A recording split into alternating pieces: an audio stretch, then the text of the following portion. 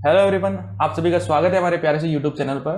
तो last video के अंदर हम लोगों ने कैपेसिटर की थ्योरी को ढंग से रिवाइज कर लिया था आपके टर्म वन के पॉइंट ऑफ व्यू से। तो अगर अभी तक आप लोगों ने थ्योरी रिवाइज नहीं किया है तो आप जल्दी से जाइए उस वीडियो पे और थ्योरी रिवाइज कर लीजिए। लिंक आपको डिस्क्रिप्शन में और ऊपर आई बटन पे मिल जाएगा। ठीक है, आज के इस वीडियो के अंदर हम एमसीक्यू क्वेश्चन जो है वो प्रैक्टिस करने वाले हैं ताकि आपका टर्म वन का एग्जामिनेशन अच्छा हो सके, आपके अच्छे मार्क्स आ सके। चलिए बिना देरी किए स्टार्ट करते हैं। सबसे पहला क्वेश्चन आपको दिखाई दे रहा है, क्या बोल रहा है कि capacitance of parallel plate capacitor can be increase by. एक पैरेलल प्लेट कैपेसिटर है, इसका कैपेसिटेंस कैसे इंक्रीज कर सकते हैं। तो इसके लिए आपको पैरेलल प्लेट कैपेसिटर का फॉर्मूला पता होना चाहिए। पैरेलल प्लेट कैपेसिटर का फॉर्मूला क्या होता है, उसके कैपेसिटेंस का A epsilon naught by D, A epsilon naught by D. या फिर डाइलेक्ट्रिक मीडियम है तो आगे के और आ जाता है, आगे के और आ जाता है। ये चीज अपने को पता होनी चाहिए। अब ऑप्शन पढ़ लेते हैं। सबसे पहला option, increasing the distance between the plate. अगर उनके प्लेट के बीच की डिस्टेंस को इंक्रीज करेंगे, इस डी की वैल्यू को बढ़ाएंगे तो भाई साहब ओवरऑल वैल्यू तो डिक्रीज होगी। मतलब पहला ऑप्शन सही नहीं हो सकता। Decreasing the distance between the प्लेटों के बीच में डिस्टेंस डिक्रीज करे तो हाँ ये सही लग रहा है, बी करेक्ट हो सकता है। आगे चेक कर लेते हैं, बी करेक्ट हो सकता है, इसको टिक मार देते हैं, आगे बढ़ते हैं। Decreasing the area of plate, area decrease करेंगे तो सी की वैल्यू डिक्रीज होगी। नहीं भाई साहब, increase the thickness of plate, thickness का तो क्या फर्क पड़ेगा, थिकनेस का ज्यादा फर्क नहीं पड़ेगा। ठीक है ना, तो ऑप्शन बी आपका करेक्ट है। ऑप्शन बी करेक्ट है कि आप डी की वैल्यू को डिक्रीज करके यानी कि प्लेटों को पास में लाके कैपेसिटर का कैपेसिटेंस बढ़ा सकते हैं। आगे बढ़ते हैं नेक्स्ट क्वेश्चन की तरफ। नेक्स्ट क्वेश्चन क्या बोल रहा है, a parallel plate capacitor is charged by connecting it to a battery, which of the following will remain constant if the distance between the plate of the capacitor is increased in this situation?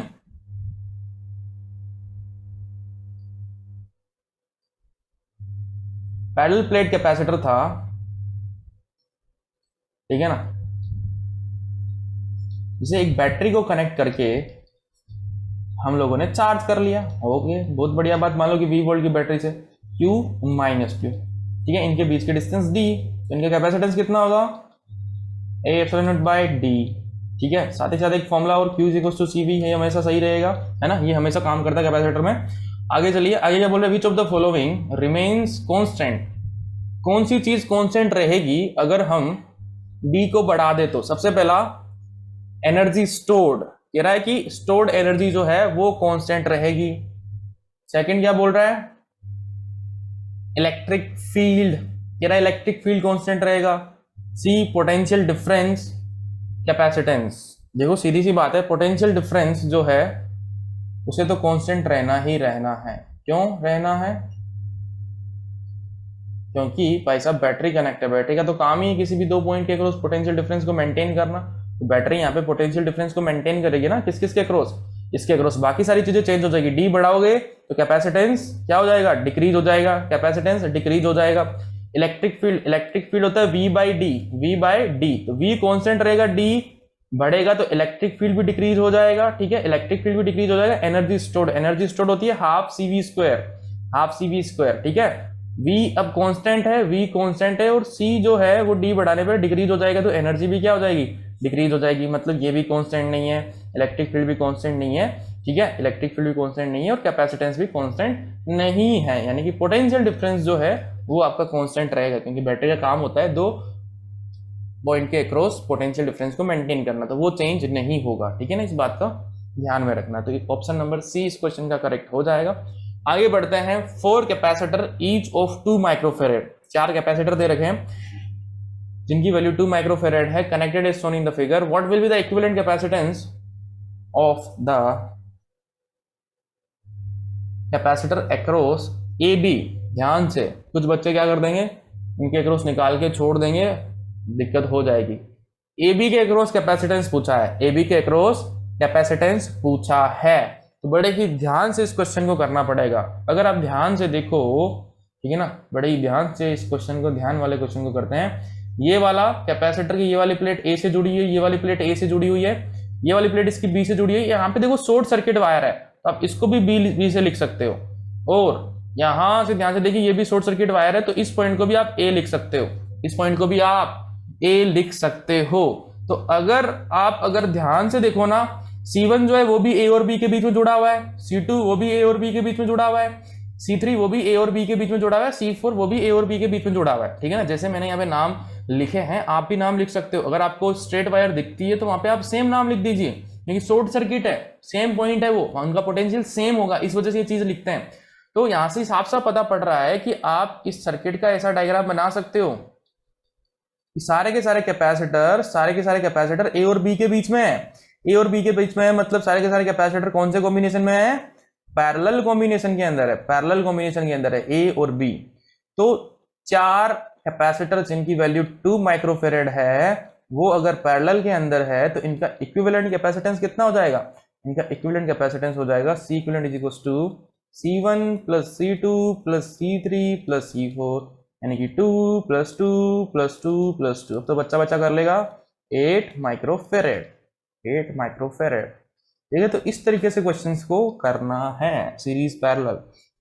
जल्दबाजी में उन्हें मत ए और B के cross मत कर देना, क्योंकि प्रैक्टिस करते हैं तब वही एंड दिए होते हैं। ठीक है, तो ध्यान से थोड़ा सा क्वेश्चन को ध्यान से पढ़ना। ऑप्शन नंबर सी हमारा करेक्ट हो जाएगा। आगे बढ़ते हैं। Next question, the capacitance of a parallel plate capacitor is 10 microfarad. ठीक है, बहुत बढ़िया बात है। आगे लिखिए, when a dielectric plate is introduced in between the plates it's potential become 1/4 of its original value.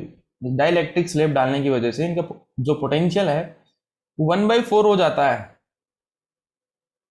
What is the value of dielectric constant of the plate introduce? अब देखो, एक क्वेश्चन मैंने आपको भी कराया जिसके अंदर बैटरी को कनेक्ट करके डाइलेक्ट्रिक स्लैब डाली। इसके अंदर बैटरी को कनेक्ट नहीं किया गया, कनेक्ट किया गया नहीं है, कोई भी बात नहीं की है।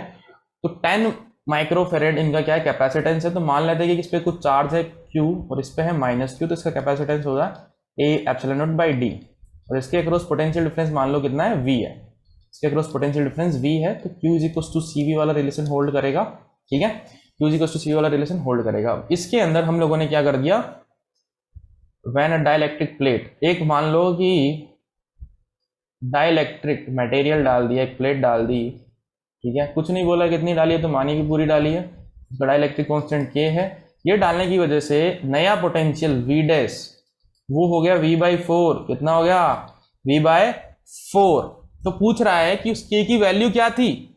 देखो, एक बात तो पता है कि इसका कैपेसिटेंस C डैश, नया कैपेसिटेंस हो जाएगा K टाइम्स ऑफ C, नया कैपेसिटेंस हो जाएगा K टाइम्स ऑफ C। अब नया चार्ज Q डैश हो जाएगा, सेम चार्ज तो रहेगा नहीं, नया चार्ज हो गया Q डैश, इधर आ जाएगा Q डैश, इधर आ जाएगा -Q डैश। तो रिलेशन क्या होगा? Q dash is equal to C dash V dash. But यहाँ पे मजे की बात ये है कि ये बैटरी से कनेक्टेड नहीं है, तो चार्ज सप्लाई कौन करेगा? चार्ज सप्लाई कोई नहीं करेगा, तो Q डैश की वैल्यू Q ही रहने वाली है, Q डैश की वैल्यू Q ही रहने वाली है। ठीक है ना, ये कॉन्सेप्ट होता है कि अगर आप बैटरी को कनेक्ट रखते हुए डाइलेक्ट्रिक स्लैब डालते हो तो आपका V सेम रहता है, बैटरी को हटा के डाइलेक्ट्रिक स्लैब डालते हो तो आपका Q कांस्टेंट रहता है। ठीक है ना, वो सेम रहता है। तो Q डैश की वैल्यू Q हो जाएगी, Q is equal to CV। ठीक है ना, पहले वाले Q को आप CV लिख सकते हो, मतलब यहाँ पे C dash V dash CV लिख सकते हो। C डैश था K टाइम्स C और V डैश है आपका V/4। अपने को क्या निकालना था? K निकालना, तो CV से CV कट गया और इस 4 को मैं इधर ले जाऊंगा तो K की वैल्यू आ जाएगी आपके पास 4। K की वैल्यू आ जाएगी 4, यानी कि उस डाइलेक्ट्रिक का डाइलेक्ट्रिक कांस्टेंट कितना है? 4 है। फिर से रिपीट कर रहा हूं, बड़े ध्यान से सुनना। अगर बैटरी को कनेक्ट रखते हुए डाइलेक्ट्रिक स्लैब डाल रहे हैं तो देखो, डाइलेक्ट्रिक स्लैब डालेंगे ना तो कैपेसिटेंस तो बढ़ेगा ही बढ़ेगा, कैपेसिटेंस तो बढ़ेगा ही बढ़ेगा। ठीक है, अब बैटरी को कनेक्ट रखते हुए डालोगे तो आपका V सेम रहेगा, पोटेंशियल डिफरेंस सेम रहेगा, तो Q उस हिसाब से चेंज हो जाएगा। अगर आप बैटरी को हटा के डालोगे, ठीक है, बैटरी को हटा के डालोगे तो आपका Q सेम रहेगा, आपका V उस हिसाब से चेंज हो जाएगा। ठीक है ना, C को तो चेंज होना ही होना है, हमेशा C को चेंज होना ही होना है। तो ध्यान से चीज को याद रखना। आगे चले, नेक्स्ट क्वेश्चन पढ़िए क्वेश्चन को। 2 स्फीयर्स आर सेपरेटली चार्ज्ड, अलग अलग चार्ज किया गया, बाद में उनको क्या कर दिया गया? कॉन्टेक्ट में लाया गया। अब कॉन्टेक्ट में लाने के 2 तरीके होते हैं, या तो उन्हें टच करा दो या फिर उन्हें कंडक्टिंग वायर से जोड़ दो। दोनों को ही बोला जाता है कि कॉन्टेक्ट में लाने का तरीका है। पूछ रहा है कि total charge on the 2 sphere is conserved. बिल्कुल सही बात है, total energy of the 2 sphere is conserved. अब टोटल एनर्जी तो कंजर्व्ड रहेगी, लेकिन उन 2 स्फीयर की बात हो रही है तो उनकी एनर्जी कंजर्व्ड नहीं रहेगी, बिकॉज चार्ज ट्रांसफर होगा तो कुछ हीट लॉस भी होगा, कुछ हीट लॉस भी होगा। जैसे कि 2 कंडक्टर है उन्हें एक वायर से जोड़ा जाए, जैसी बात है चार्ज ट्रांसफर होगा तो करंट तो हीट लॉस होगा, वहां पे ये गर्म हो जाएगी थोड़ी सी, तो टोटल एनर्जी तो कंजर्व रहेगी, ठीक है ना, वो एनर्जी चली जाएगी सराउंडिंग के अंदर, बट इन दोनों की नंबर 1 और नंबर 2 की एनर्जी कंजर्व नहीं रहेगी, बट चार्ज उनका कंजर्व रहेगा, ठीक है ना। मान लो कि पहले चार्ज था Q1 Q2, टच कराने के बाद चार्ज हो गया Q1 डैश Q2 डैश, तो Q1 plus Q2 will be equals to Q1 dash plus Q2 dash. ये तो रहेगा भाई साहब, ये तो रहेगा चार्ज कंजर्वेशन के हिसाब से। ऑप्शन ए करेक्ट है इसका। आगे बढ़े, आगे देखो सर्किट वाला क्वेश्चन दिया गया है। इन the circuit shown in the figure initially की K1 इज क्लोज, K1 को क्लोज कर दिया। देखो K1 को क्लोज कर दिया तो ये भाई साहब जो है बैटरी के कॉन्टेक्ट में आ गए, ठीक है ना। ये अभी तक ओपन है, इसका कोई मतलब नहीं है सर्किट के अंदर, एंड K2 इज ओपन। उसके बाद K1 को ओपन कर दिया जाता है, K2 को क्लोज कर दिया जाता है। ये काफी फेमस कंडीशन है, जेई और नीट के अंदर भी पूछी जाती है। तो पूछ रहा है कि voltage across C1 is equal to voltage across C2, voltage across C1 is greater than voltage across C2 if C1 is greater than C2, charge on C1 is equals to charge on C2, none of. देखो मैं ध्यान से समझाने की कोशिश करता हूं, ध्यान से समझना। सबसे पहले K1 को क्लोज करेंगे, ऐसा कुछ होगा, है ना। मान लो कि V वोल्ट की बैटरी है, ये C1 इसको कनेक्ट कर दिया, इस पर चार्ज आ जाता है, लेट से Q1 चार्ज आ जाता है, ठीक है, Q1 चार्ज आ जाएगा। अब इन्होंने क्या किया, सेकंड सिचुएशन में इनको हटा दिया, मतलब इस बैटरी को हटा दिया, K2 को जोड़ दिया, तो ये कैपेसिटर आ गया।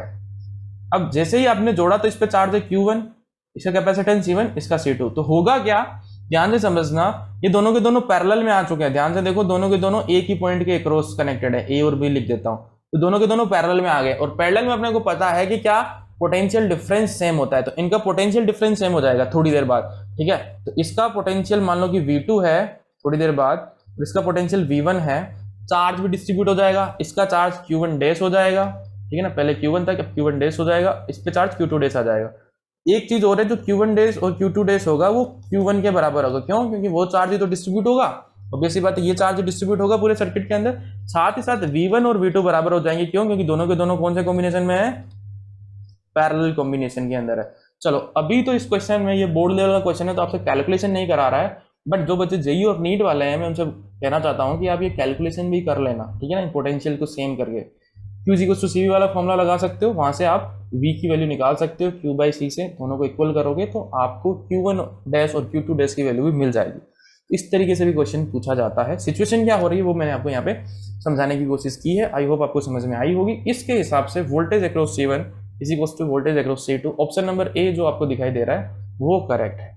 ऐसा करने के बाद दोनों के अक्रॉस वोल्टेज जो है वो सेम हो जाएगी, क्योंकि वो पैरेलल में आ गए, वो पैरेलल में आ गए। आगे बढ़ते हैं। अब ये अच्छा क्वेश्चन है, काफी बार आ चुका है, एनसीईआरटी के अंदर भी है, बड़े ध्यान से पढ़ते हैं और ध्यान से इस क्वेश्चन को सोल्व करते हैं। A parallel plate capacitor is made of two dielectric blocks in series, ठीक है ना, सीरीज में रखे गए हैं, ठीक है ना। जैसे ही हम लोगों ने डायग्राम पढ़ा था ना, K1 K2, इन्होंने क्या कर दिया, ऐसे रख दिया, इसे घबराने की जरूरत नहीं है वो सीरीज में। ये दोनों प्लेटों को देखो इस तरीके से जो है दो पार्ट में डिवाइड कर रही है, प्लेट्स के अलोंग, मतलब प्लेट जिस साइड में थी उसी डायरेक्शन में, प्लेट के परपेंडिकुलर डायरेक्शन नहीं है अलग अलग वाली, वो परपेंडिकुलर होती है तब पैरेलल होता है, ये इसके अलोंग ही है, सीरीज में लिखा हुआ भी है अगर आपको समझ में ना आए तो। One of the block has thickness D1 and dielectric constant K1, another has thickness D2 and dielectric constant K2। This arrangement can be thought as dielectric slab of thickness D and effective dielectric constant K, then K is। कुल मिला के क्या पूछना चाह रहा है मैं आपको समझाने की कोशिश करता हूँ। इस तरीके से दिया गया है, ठीक है, यहाँ पे K1 और इसकी D1 और यहाँ पे K2 तो ये है D2, ठीक है।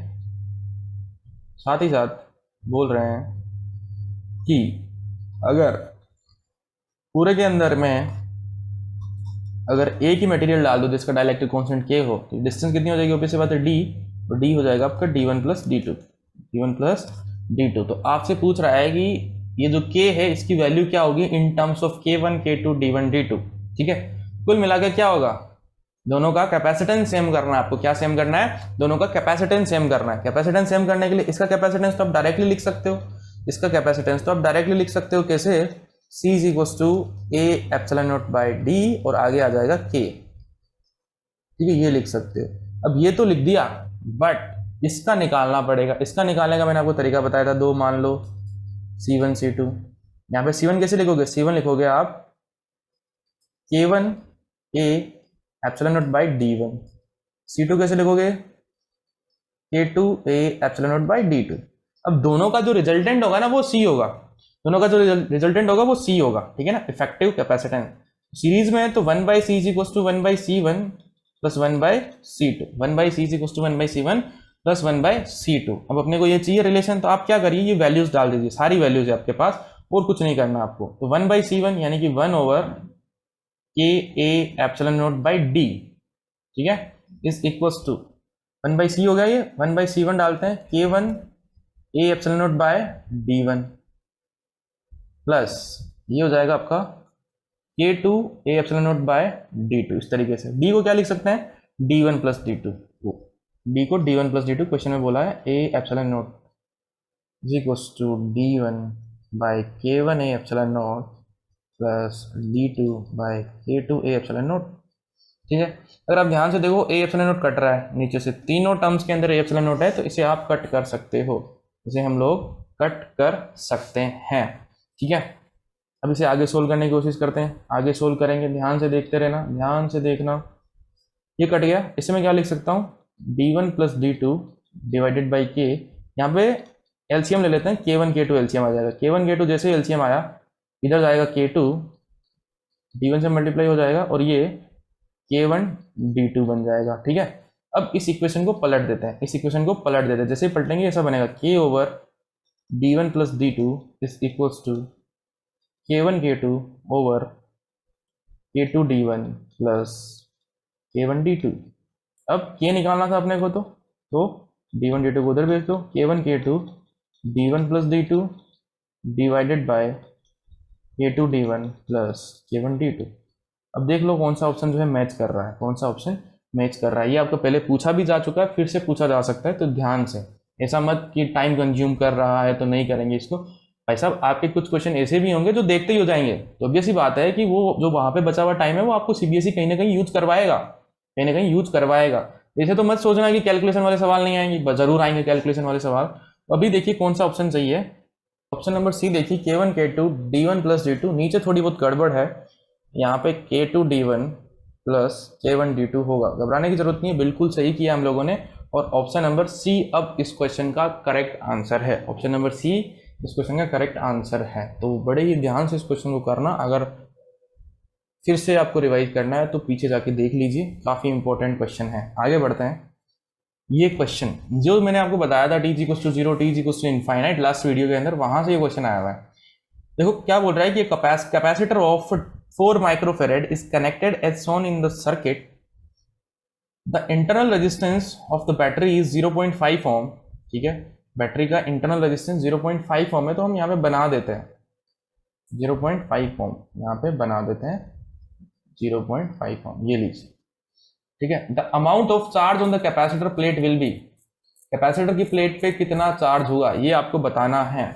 ठीक है, अब देखो यहाँ पे टाइम के बारे में कुछ नहीं बोला गया है, और जब टाइम के बारे में कुछ नहीं बोले तो हमेशा आपको टी इन्फिनिटी वाला केस लेना है, जिसे स्टेडी स्टेट भी बोलते हैं, वो वाला केस लेना है। तो टी इक्वल्स टू इन्फिनिटी पे कैपेसिटर जो है ओपन सर्किट की तरह बिहेव करता है, मैंने आपको बताया था, जहां कैपेसिटर वहां पे अपन ओपन सर्किट बना देंगे, इस तरीके से बिहेव करता है। ठीक है, तो यहाँ पे ये डायग्राम कुछ ऐसा बन जाएगा, ओपन सर्किट की तरह बिहेव करेगा, तो मतलब कुछ ऐसा, ये इंटरनल रेजिस्टेंस 0.5 ओम, ये 2.5 वोल्ट और ये 10 ओम, जिसका कोई मतलब नहीं होगा, बिकॉज ऊपर वाले ब्रांच में करंट के जाने का कोई रास्ता ही नहीं है। ये आया 2 ओम। ठीक है, इन पॉइंट को नाम दे देता हूं मैं, ये ए, ये बी, ये ए, ये भी ए हो जाएगा, ये बी हो जाएगा, क्योंकि शॉर्ट सर्किट है तो आप डायरेक्ट नाम दे सकते, ये बी। यहाँ पे ये पॉइंट भी बी होगा, ठीक है ना, कैपेसिटर जहां कनेक्टेड, ये पॉइंट भी बी होगा, ये पॉइंट ए होगा। ये बी क्यों होगा? क्योंकि यहाँ पे कोई पोटेंशियल डिफरेंस नहीं है, यहाँ पे कोई पोटेंशियल डिफरेंस नहीं है। ये चीज आपको समझ में आएगी जब करंट वाले चैप्टर में आप केवीएल पढ़ लोगे। अभी बस ये मानिए कि यहाँ पे करंट नहीं है, तो मतलब आप पोटेंशियल सेम लिख सकते हो, ठीक है ना। पोटेंशियल डिफरेंस होता है तभी करंट आता है ना, करंट नहीं है मतलब पोटेंशियल डिफरेंस सेम होगा, मतलब इस पॉइंट का पोटेंशियल वीबी है तो इसका भी वीबी होगा। दोनों एक तरीके से सेम पॉइंट बोल सकते हैं, दोनों एक तरीके से सेम पॉइंट बोल सकते हैं, तो ए बी। तो यहाँ पे जो कैपेसिटर है वो पॉइंट ए और पॉइंट बी के बीच में जुड़ा हुआ है, ये आप मानिए, ठीक है। तो अब मेरे को इस पे चार्ज निकालना है, तो कैपेसिटर के अंदर चार्ज का फॉर्मूला क्या होता है बेटा जी, Q is equal to C V होता है। यहाँ पे V होता है पोटेंशियल डिफरेंस, तो यहाँ पे क्या हो जाएगा, C पता है, V हो जाएगा वी ए बी, ए और बी के क्रॉस का पोटेंशियल डिफरेंस। तो ये क्वेश्चन में अगर किसी तरीके से निकाल लेंगे तो काम हो जाएगा। यहाँ से ये दिमाग लगाना है, थोड़ा सा एक्स्ट्रा दिमाग है ना, बढ़िया क्वेश्चन है। तो वी ए बी कैसे निकालेंगे, वी ए बी हम निकाल सकते हैं, वी ए बी इस 2 ओम के क्रॉस पोटेंशियल डिफरेंस भी वी ए बी, ध्यान से देखो ये भी ए और बी के बीच में कनेक्टेड है, तो इसके क्रॉस पोटेंशियल डिफरेंस निकाल लेते हैं। इस सर्किट को थोड़ा सा सही कर लेते हैं। इस सर्किट को अगर मैं सही करूंगा तो कुछ ऐसा दिखाई देगा,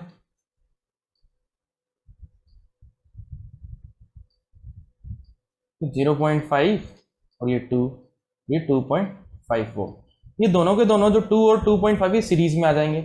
इस सर्किट को आप और सही करके ऐसा लिख सकते हो, दोनों को दोनों सीरीज में आ जाएंगे, दोनों को दोनों सीरीज में आ जाएंगे तो 2.5 ओम बना लेंगे, ये 2.5 वोल्ट। तो यहाँ पे सर्किट के अंदर करंट कितना आ जाएगा, V बाई आर, वी की वैल्यू भी 2.5, आर की वैल्यू भी 2.5, यानी कि 1 एम्पियर। तो सर्किट के अंदर 1 एम्पियर करंट दौड़ रहा है, सर्किट के अंदर 1 एम्पियर करंट दौड़ रहा है, ये लो 1 एम्पियर। अगर मेरे को वी ए बी चाहिए, अगर मेरे को वी ए बी चाहिए तो मैं वी ए बी भी डायरेक्ट निकाल सकता हूँ, कैसे, V is equal to I R, इस 2 ओम वाले के क्रॉस ओम्स लो लगाता हूँ, V क्या होगा, वी ए बी होगा, वैसी बात है, ए और बी के बीच में जोड़ा है, आई की वैल्यू कितनी है इसके अंदर, आई की वैल्यू 1 एम्पियर, ठीक है, इंटू आर 2 दे रखा, तो वी ए बी कितना आया, वी ए बी आया 2 volt, V A B 2 volt आ गया। अब देखो चार्ज निकालना है, यहाँ आ जाओ, Q is equal to C V, C की वैल्यू 4 दे रखी है माइक्रो यानी कि 10⁻⁻⁶, और वी ए बी हमारे पास आ गया 2, तो Q कितना आ गया 8 इंटू 10⁻⁻⁶ कूलम, यानी कि 8 माइक्रोकूलम, कितना आ गया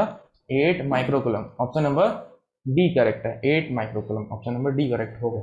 काफी अच्छा क्वेश्चन है, काफी अच्छा क्वेश्चन है, आपको ध्यान से करना चाहिए, ऐसे क्वेश्चन आ सकते हैं, ठीक है। अब आ जाइए assertion reason A R type वाले क्वेश्चन पे आ जाते हैं। डायरेक्शंस आपको पता ही है पहले से, ठीक है ना, इतने हम लोगों ने कर लिए सेशन ए आर वाले। सबसे पहला assertion, circuit containing capacitor should be handled very carefully. पहला एसर्शन क्या बोल रहा है, circuit containing capacitors should be handled very carefully even when the power is of. Power of होती है तब भी कैपेसिटर को अच्छे से हैंडल करना चाहिए, ऑब्वियस ही बात है, क्यों, क्योंकि कैपेसिटर अपने अंदर एनर्जी स्टोर करके रखता है। अगर आप कैपेसिटर को पावर से कनेक्ट भी नहीं कर रखा है तो फिर भी आपको करंट आ सकता है, क्योंकि ह्यूमन बॉडी कंडक्टर होती है, आप पकड़ोगे तो चार्ज फ्लो होगा, आप में से फ्लो होकर अर्थ की तरफ जाएगा। देखो आपने किया भी होगा, उसके अंदर डालते हैं, ठीक है ना, प्लग के अंदर डालते हैं, फिर उनको टच कराते हैं तो स्पार्क होता है ना, स्पार्क होता है। इसीलिए क्यों होता है, क्योंकि उसके अंदर एनर्जी पहले से स्टोर होती है, एनर्जी पहले से स्टोर होती है। रीजन क्या बोल रहा है, द कैपेसिटर में break down at any time, नहीं बेटा ऐसा नहीं होता, ठीक है ना, एनी टाइम, किसी भी टाइम पे ब्रेक डाउन नहीं हो सकता कैपेसिटर का। वो जब होगा जब इलेक्ट्रिक फील्ड की वैल्यू या फिर पोटेंशियल डिफरेंस की वैल्यू एक हद से ज्यादा डाइलेक्ट्रिक स्ट्रेंथ से ज्यादा हो जाएगा, ठीक है ना, डाइलेक्ट्रिक स्ट्रेंथ से ज्यादा हो जाएगा, तब ये चीज हो जाएगी। तो रीजन भाई साहब गलत है, एट एनी टाइम वाली चीज गलत है, एसर्शन करेक्ट है। तो assertion is true, reason is false, यानी कि option C, option C correct है बेटा जी, ठीक है ना, ऑप्शन सी करेक्ट है। आगे आ जाइए, नेक्स्ट क्वेश्चन में एसर्शन बोल रहा है capacity of a conductor is independent of amount of charge on it. ये मैंने आपको सबसे पहली स्लाइड में समझाई थी, बिल्कुल सही बात बोल रहा है। रीजन बोल रहा है the capacitance depends on the dielectric constant of surrounding medium, shape and size of conductor, shape and size of conductor. Assertion भी सही है, रीजन भी सही है, एसर्शन भी सही है, रीजन भी सही है, बट ये दोनों इंडिपेंडेंट है। आर का ए से कोई मतलब नहीं है, कोई लेना देना नहीं है। तो एसर्शन भी करेक्ट है, आर भी करेक्ट है, ठीक है। तो इसका कौन सा हो जाएगा, A true, but are not the correct explanation of A. हाँ जी, बी ऑप्शन करेक्ट हो जाएगा इसका, ठीक है, बी ऑप्शन करेक्ट हो जाएगा। आगे बढ़ते हैं, एसर्शन बोल रहा है कि two parallel metal plates having charge plus Q and minus Q are facing at a distance between them, the plate are now immersed in kerosene oil, the electric potential between the plate decreased. Two parallel plate having plus or minus you have distance between them. The parallel देखो plate जो है वो kerosene के अंदर आप लोगों ने डुबो दिया, मतलब क्या होगा, उनके बीच में केरोसिन आ जाएगा, केरोसिन का कुछ डाइलेक्ट्रिक कांस्टेंट होगा, डाइलेक्ट्रिक कांस्टेंट होने की वजह से क्या बढ़ जाएगा सर, कैपेसिटेंस बढ़ जाएगा, सी इंक्रीज कर जाएगा। बट बैटरी कनेक्टेड नहीं है तो क्यू अभी भी सेम रहेगा, Q is equal to C V होता है, अभी मैंने समझाया थोड़ी देर पहले आपको, वी हो जाएगा क्यू बाई सी, सी बढ़ेगा तो वी को डिक्रीज होना पड़ेगा, ऑब्वियसली बात है, हाँ जी वी डिक्रीज होगा। एसर्सन सही बोल रहा है, रीजन क्या बोल रहा है, dielectric constant of kerosene oil is less than 1। भाई साहब ये चीज गलत है, डाइलेक्ट्रिक कांस्टेंट केरोसिन का 1 से कम नहीं होता, अगर 1 से कम होता तो वी बाद में बढ़ता, क्योंकि कैपेसिटेंस डिक्रीज कर जाता, ऐसा नहीं होता है, ठीक है ना, ऐसा नहीं होता है। रीजन फॉल्स है, एसर्सन करेक्ट है, ऑप्शन सी। आगे बढ़िए। अब कुछ सब्जेक्टिव प्रॉब्लम मैं आपके साथ डिस्कस करना चाहता हूं, जो पहले सीबीएसई पूछ चुका है, सब्जेक्टिव एग्जाम जब हुआ करते थे, इसलिए डिस्कस करना चाहता हूं क्योंकि ये सवाल अच्छे लगे मेरे को, फिर से इनके पूछे जाने के चांसेस हैं, इनसे इनके कॉन्सेप्ट पे आपके एमसीक्यू क्वेश्चन बनाए जा सकते हैं, ठीक है। तो मैं इनको डिस्कस करा रहा हूं, अब आपको करना है कि नहीं करना है वो आपकी मर्जी है, बट सजेशन है कि आप इनको कर लें, भले ही ऑब्जेक्टिव नहीं है, बट इनसे ऑब्जेक्टिव बनाना कोई बड़ा काम नहीं है, ऑब्जेक्टिव क्वेश्चन बन सकते हैं। जैसे ये क्वेश्चन काफी अच्छा क्वेश्चन है, आने के बहुत ज्यादा चांसेस इस क्वेश्चन के। क्या बोल रहा है कि the given graph shows the variation of charge Q versus potential difference V of two capacitor, एक का कैपेसिटेंस C1 है, दूसरे का कैपेसिटेंस C2 है, ठीक है ना। Both the capacitor have same plate separation, D की वैल्यू दोनों में सेम है, ठीक है। Area of C2 is greater then area of C1, C1 का C2 का एरिया ऑफ C2 A2 बोलता हूं, ग्रेटर देन है C1 के एरिया से, यानी कि A1 से ग्रेटर देन है।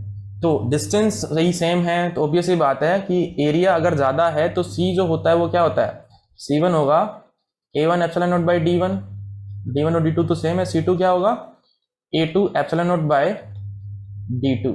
तो अगर एरिया ज्यादा है तो ऑब्वियस ही बात है, यहाँ से सभी को साफ साफ दिखाई दे रहा है कि C2 ज्यादा होगा C1 से, ठीक है, C2 ज्यादा होगा C1 से। तो पूछ रहा है कि फिर कौन किसका ग्राफ है, कौन सा ग्राफ किसका है, Q और V के बीच में आपको ग्राफ दिया गया है। तो रिलेशन हमारा क्या होता है, Q is equal to CV, क्या रिलेशन होता है, Q is equal to CV, यानी कि आप इस ग्राफ्स को अगर ड्रॉ करोगे तो y बराबर mx टाइप का बनेगा, Q अगर y एक्सिस पे आ गया, V अगर x एक्सिस पे आ गया, मतलब उस केस में जो आपका कैपेसिटेंस होगा वो उस ग्राफ की स्लोप को रिप्रेजेंट कर रहा होगा।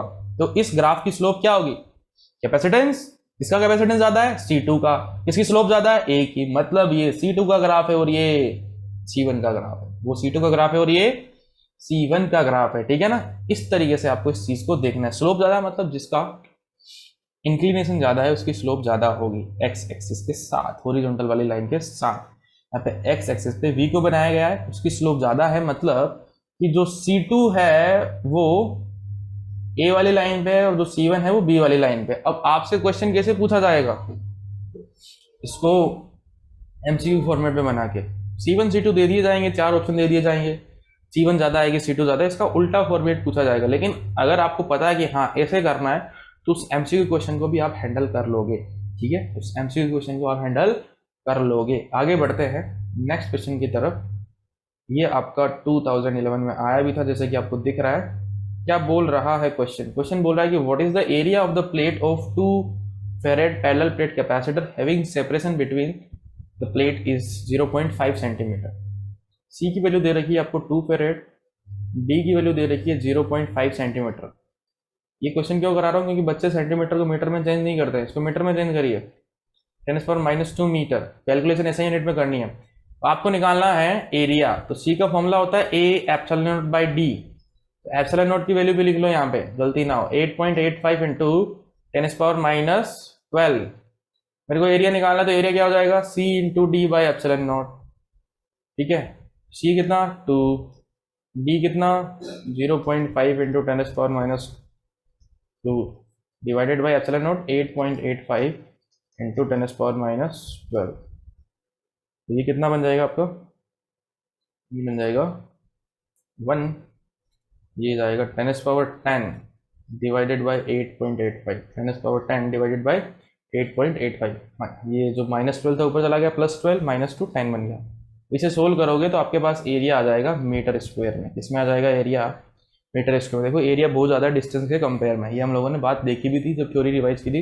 इसका आंसर आप निकाल लो, इसका आंसर इसको सोल्व करोगे तो न्यूमेरिकल वैल्यू आएगी। अब ये आपसे एमसीक्यू क्वेश्चन में पूछा जा सकता है, जो फाइनल आंसर आएगा वो किसी एक ऑप्शन में पुट कर देंगे और आपसे पूछ लेंगे कौन सा ऑप्शन सही है। तो इन सारे क्वेश्चन के लिए भी हमें रेडी रहना है। आगे बढ़ते हैं। Two similar large plate each of area A1 having surface charge density. दो सिमिलर लार्ज प्लेट्स हैं, ये लो, इनका एरिया सेम है, इस पे प्लस सिग्मा है, इस पे माइनस सिग्मा है, ठीक है। डी डिस्टेंस पे रख दिया गया है। Find the expression for, expression derivation करा रहा हूं मैं, ठीक है। Field at the point between the two plate and outer side of the plate, specify the direction of field in each case. अंदर बाहर दोनों साइड आपको क्या निकालना है, इलेक्ट्रिक फील्ड निकालना है। तो नंबर 1, नंबर 2 और नंबर 3 पे निकालना है। सबसे पहले नंबर 1 पे बात करते हैं। नंबर 1 पे जो इलेक्ट्रिक फील्ड होगा उसकी डायरेक्शन क्या होगी, पॉजिटिव की वजह से इधर और नेगेटिव की वजह से भी इधर। इसकी वजह से पॉजिटिव की वजह से E1 लिखता हूँ, उसकी वजह से E2 लिखता हूँ। तो E नेट कितना आ जाएगा, E inside E1 plus E2। E1 कितना होगा, प्लेट की वजह से electric field sigma over 2 epsilon not होता है, इसकी वजह से सिग्मा ओवर 2 एप्सिलॉन नॉट हो जाएगा। तो जोड़ेंगे तो आंसर आएगा sigma over epsilon not. E inside electric field भाई साहब इतना है। बाहर देखोगे इस पॉजिटिव वाली प्लेट की वजह से इलेक्ट्रिक फील्ड इससे दूर, यहाँ आएगा E1, इसकी वजह से इलेक्ट्रिक फील्ड इधर आएगा E2। दोनों की वैल्यू सेम है, E1 और E2, जैसे कि आपको देख रहा है sigma over 2 epsilon not, sigma 2 epsilon not. यहाँ पे इलेक्ट्रिक फील्ड E2 जो है वो 0 हो जाएगा, E2।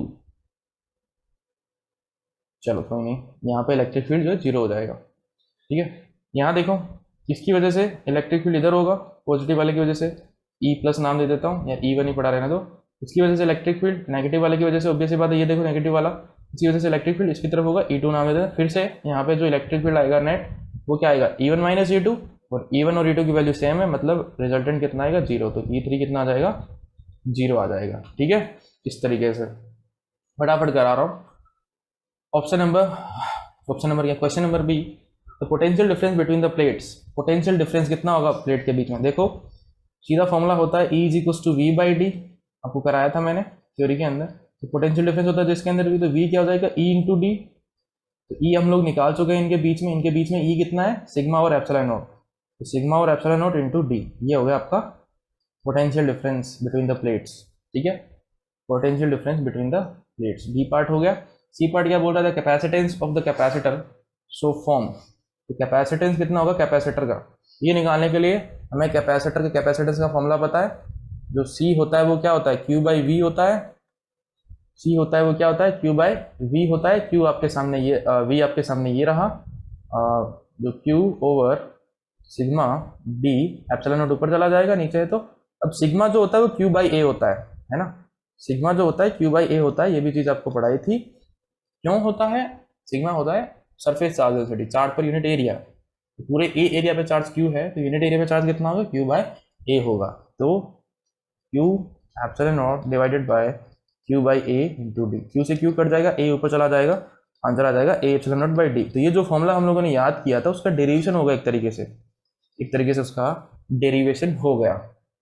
समझ में आ रही है बात। तो आपसे डेरिवेशन ये पूछा जाए ये तो जरूरी नहीं है, क्योंकि इनको पता है सारे बच्चे ये फॉर्मूला याद करके रख सकते हैं। लेकिन ये चीज जो आई है ना बेटा जी, ये चीज V वाली, ये आपको ऑप्शन में डाल के दे सकते हैं, वो ये चीज ऑप्शन में डाल के दे सकते हैं। समझ में आ रही है बात। तो इंपॉर्टेंट है, ध्यान रखिएगा।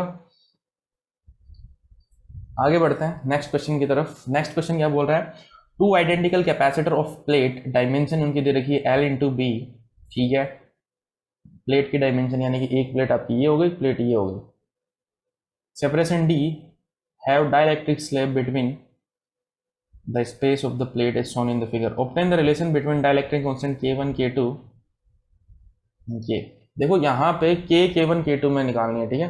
आइडेंटिकल कैपेसिटर्स है दोनों के दोनों, आइडेंटिकल कैपेसिटर इन्होंने बोल दिया। इस बात का मतलब ये हो गया कि दोनों की जो कैपेसिटेंस है वो सेम है। यहाँ से देखिए आइडेंटिकल कैपेसिटर बोला है, मतलब इसका कैपेसिटेंस C है तो इसका भी कैपेसिटेंस C होगा। तो K1 और K2 में इन्होंने रिलेशन पूछा है, K1 और K2 में रिलेशन इन्होंने पूछा है। और अगर आप ध्यान से देखो, ये जो कैपेसिटर वाली लाइन है उसको परपेंडिकुलर वाली लाइन पे, यानी कि इस डायग्राम को अगर मैं वैसे ड्रॉ करूंगा जैसे हम लोगों ने समझा था, ये कुछ इस तरीके से होगा कि इसका जो एरिया होगा वो हो जाएगा L इंटू बी, साफ साफ पता पड़ रहा है, ये डिस्टेंस D हो जाएगी। और ये यहाँ पे कुछ इस तरीके से इन्होंने किया है, ये देखिए, ये आधा ऊपर K1 से, ये K2 से, और ये डिस्टेंस L/2 है तो एरिया हो जाएगा L into B by two, इसका एरिया हो जाएगा L into B by two, और डिस्टेंस अभी भी दोनों के बीच की D है।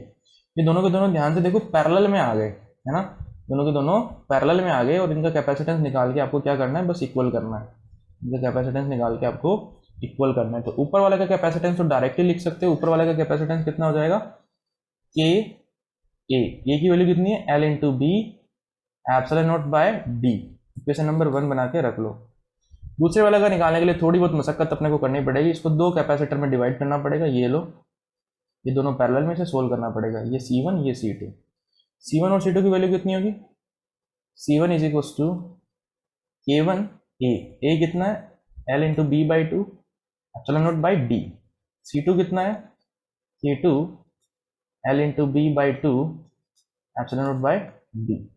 अब इनका जो कैपेसिटेंस होगा वो क्या होगा, C1 प्लस C2 होगा, जो कि C के बराबर होगा, इक्विवेलेंट कैपेसिटेंस, इसका कैपेसिटेंस C है, क्वेश्चन ने पहले ही बोल दिया था। इनको क्या करना है, डायरेक्ट ऐड करना है। ध्यान से देखो, L इन दोनों को जोड़ेंगे तो L B epsilon naught by 2D common आ जाएगा, L B epsilon naught by 2D common आ जाएगा, अंदर बचेगा K1 प्लस K2, क्या बचेगा, K1 प्लस K2 बचेगा। जैसे कि हम लोगों ने वो क्वेश्चन किया था उसके अंदर ऑप्शन बनाए हुए थे, तो इस क्वेश्चन को भी ऑप्शन बना के दे सकते हैं, इसलिए करवाया जा रहा है आपको। अब दोनों के दोनों C की वैल्यू यहाँ पे इक्वेशन 1 से इस इक्वेशन 2 में डाल दो।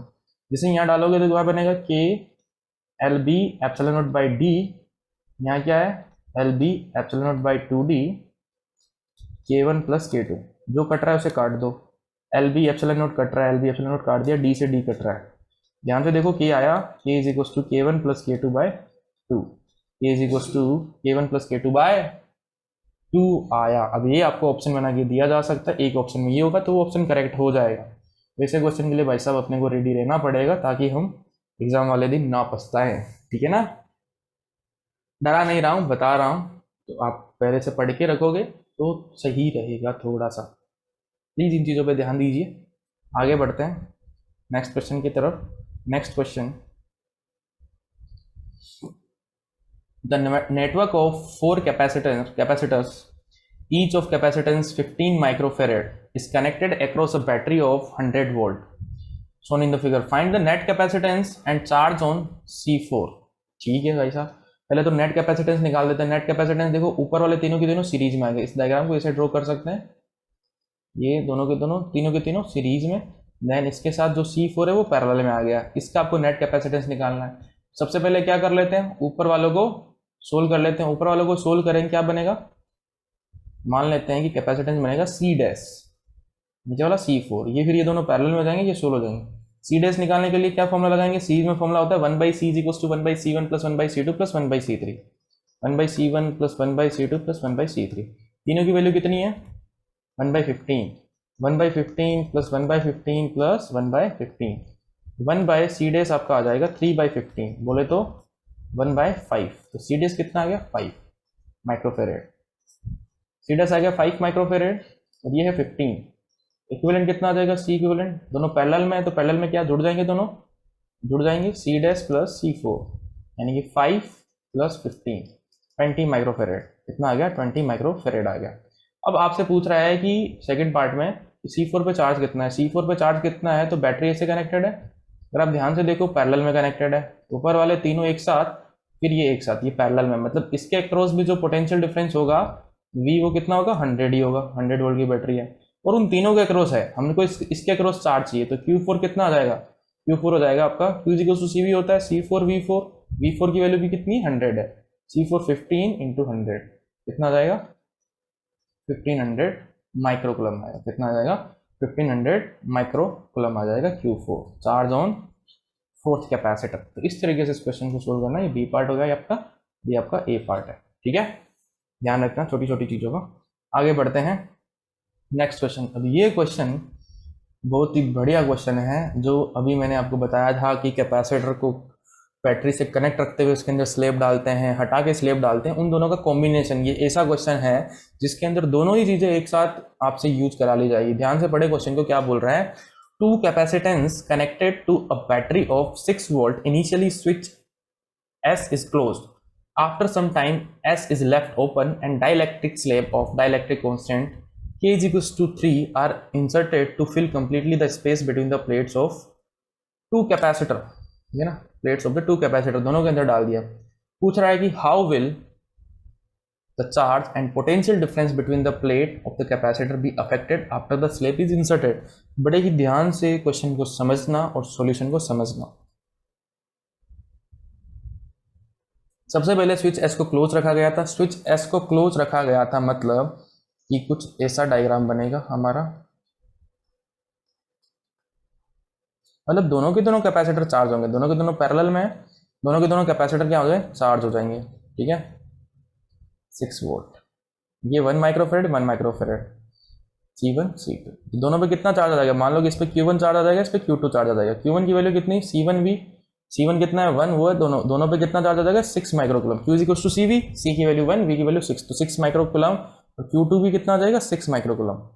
अब देखो क्या हुआ मजे की बात, अब इन्होंने S को ओपन कर दिया। S को ओपन करने के बाद C1 तो कनेक्ट रह गया, बट C2 अब बैटरी से हट चुका है। तो देखो, एक बैटरी से कनेक्ट रखते हुए डाइलेक्ट्रिक स्लैब डालने वाला केस, एक बैटरी को हटा के डाइलेक्ट्रिक स्लैब डालने वाला केस, दोनों कंबाइन आएंगे। अब इनके अंदर क्या किया, K इज इक्वल टू 3 की डाइलेक्ट्रिक स्लैब डाल दी।